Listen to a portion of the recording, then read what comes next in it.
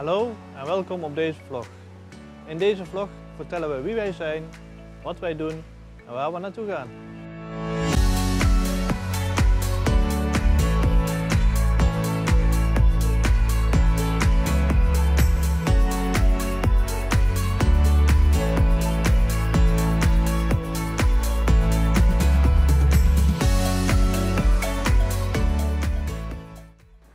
Hallo allemaal, ik ben Karin, 53 jaar en woon op Bonaire.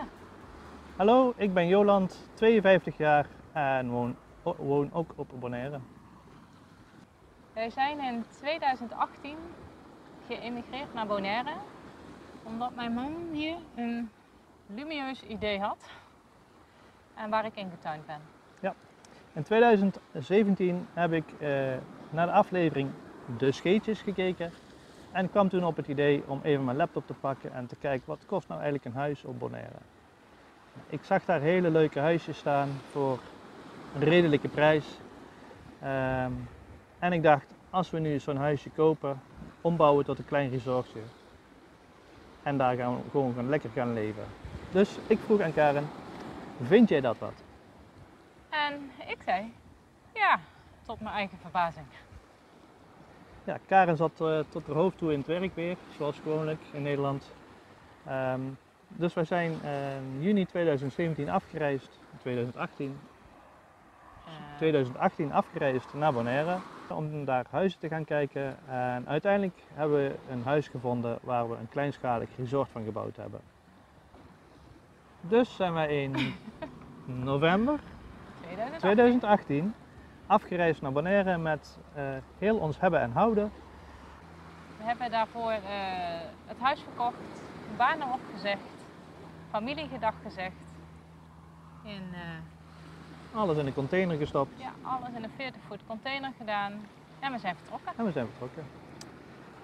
Aangekomen op Bonaire hebben wij in december het huis, de sleutel gekregen. Even alles goed rondgekeken. Ik had al een plan gemaakt van hoe ik alles wilde verbouwen. Daartoe nog wat betere tekeningen van gemaakt. Naar de architect geweest, die heeft mooie bouwtekeningen voor ons gemaakt. Bouwvergunning aangevraagd. Uiteindelijk in mei hebben we de bouwvergunning gekregen. En zijn we langzaamaan begonnen met het verbouwen van het huis. Ja. Tot december 2019 is het resort opengegaan, half december. En ja, jullie weten het allemaal al wat er daarna in de wereld is gebeurd. Eind maart 2020 kwam COVID om de hoek kijken en hadden we geen gasten meer, want er kwamen geen vluchten meer aan op Bonaire. Nee, de luchthaven die moest dicht inderdaad. Ja, de luchthaven ging dicht. Op zich voor ons niet zo'n heel groot probleem. We hadden natuurlijk een spaarpotje achter de hand gehouden voor als het niet zou lukken. Of als het niet zou lopen het eerste jaar.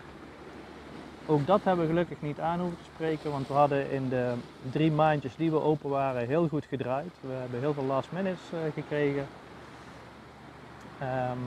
Dus we zijn uiteindelijk 3 maanden dicht geweest door de corona. Maar in die 3 maanden hebben we lekker uit kunnen rusten, want het was ook wel een heel zwaar jaar geweest met alle verbouwingen en daarna direct volle bak draaien.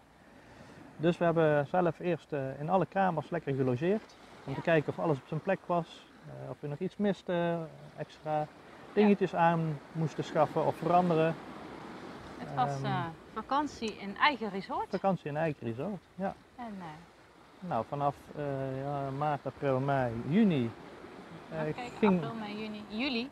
In juli ging het open. Juli ging het weer open. En aangezien Bonaire het enigste land was voor Nederland. Samen met Curaçao, Aruba. Samen met Curaçao, Aruba. Waar je met een oranje bestemming naartoe mocht vliegen. Wel met allerlei maatregelen uiteraard.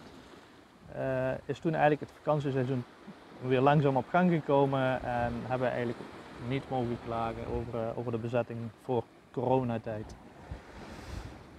Straks later in deze video laten we even zien hoe het resort eruit ziet. En in de komende filmpjes zul je zien van wat onze werkzaamheden zijn. Wat wij zoal doen tijdens het werk op resort. We zullen ook nog later in andere video's laten zien ja, hoe Bonaire er nu eigenlijk uitziet. Nou, wat gaan wij doen? Daarover later meer in de video. Welkom op ons resort in Bonaire. Wij hebben 4 kamers, genaamd salsa, kizomba, bachata en merengue.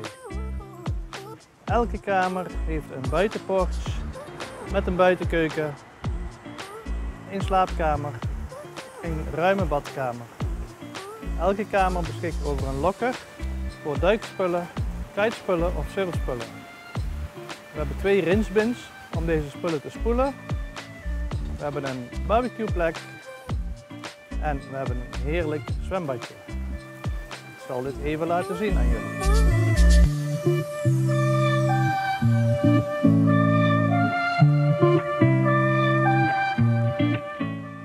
Dit is het zwembad.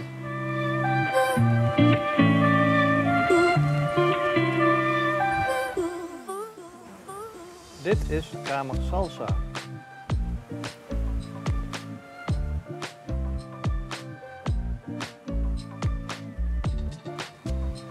Kamer bachata.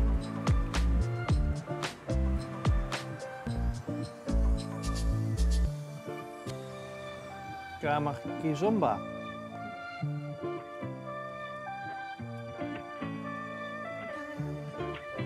Kamer merengue.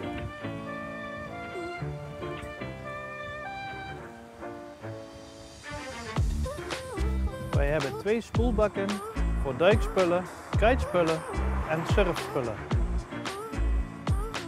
Dit is onze barbecueplek.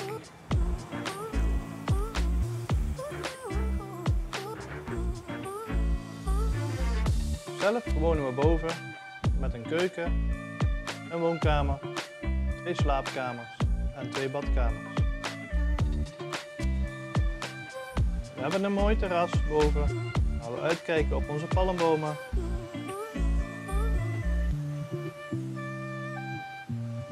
De zee.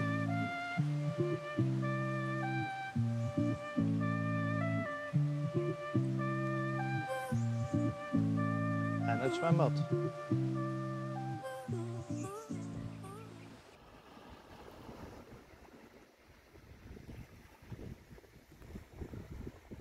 Wij wonen hier op een heel mooi paradijs. Bijna 365 dagen per jaar zon, hoge temperaturen. Maar ja, soms kruipt het bloed waar het niet gaan kan. En begon het weer te kriebelen om iets anders te gaan doen. Ja. En dat begon voornamelijk bij jou. Ja. Het plan was om een jaar of 10 op Bonaire te blijven en daarna verder te gaan met ons leven. En het idee was dan om ergens een thuisbasis te hebben in Europa en heel veel te gaan reizen met een camper door Europa heen. Nu is het door omstandigheden, door familie, vrienden, kennissen, wat we allemaal meemaken met gezondheid, sterfgevallen, hebben wij gezegd van waarom gaan wij 10 jaar lang wachten om dat plan uit te voeren nu we nog jong zijn. Dus we hebben de knoop doorgehakt en wij gaan eerder van het eiland af. Ja. Wij realiseren ons dat het leven niet oneindig is. Dus we dachten, ja, wat Roland al zei, nu we gezond zijn, nog goed ter been, laten we ons plan naar voren trekken. Ja. Dus ons plan gaat nu ongeveer 5 jaar naar voren. Ja. Dus we hebben ons resort te koop gezet. En we hopen natuurlijk dat dat snel verkocht zal zijn, zodat wij ons plan vooruit kunnen halen. En de thuisbasis zijn we inmiddels ook al over uit. Dat gaat Zweden worden. Nou, dan denk je van plus 30 graden naar 's winters min 25 graden. Ja, dat is koud. Dat is een grote overgang. Maar dat is dus het idee. We willen dus in de zomermaanden in Zweden verblijven en tijdens de wintermaanden willen we gaan reizen door Europa heen en eventueel Marokko, Zuid-Spanje, Portugal, Griekenland. Griekenland. Net waar je kunt komen met de camper. Ja.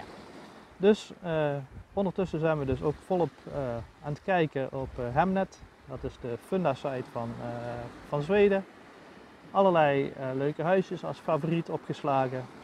Maar ja, natuurlijk, dat is wachten tot we daar uiteindelijk zijn, voordat we er iets mee kunnen. Dus het is nu wachten op een koper voor ons resort.